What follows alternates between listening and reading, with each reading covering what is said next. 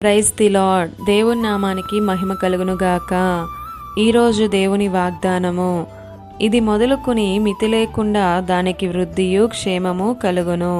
యెషయా గ్రంథము 9వ అధ్యాయం 7వ వచనము. ప్రతిరోజు దేవుని వాగ్దానాలను వింటున్నాం, బలపడుతున్నాం కదా.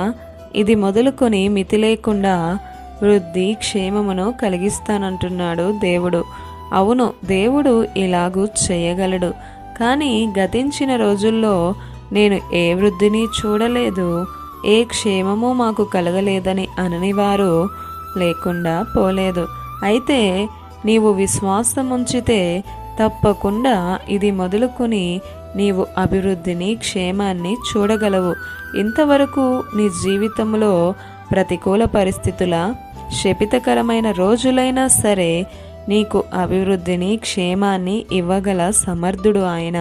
తన బిడ్డల జీవితంలో దేవుని రాజ్య సంబంధులుగా ఉంటూ ఆయనకు అవకాశం ఇస్తారో వారికి క్షేమాన్ని దయచేస్తాడు. ఆయన మనతోనే ఉన్నాడు, యుగ సమాప్తి వరకు నీతోనే ఉంటాడు. మనకు అవసరమైన ఆశీర్వాదాలను ఇవ్వగల సమర్థుడు ఆయన. అడుగు వాటికంటే, ఊహించు వాటికంటే అత్యధికముగా వృద్ధి కలుగజేయువాడును ఆయనే. ఈ దిన వాగ్దానము మీ అందరి జీవితాలలో నెరవేరాలని కోరుతూ దేవుని సువార్త పరిచర్యలో మీ సహోదరి Prasanna. God bless you. Amen.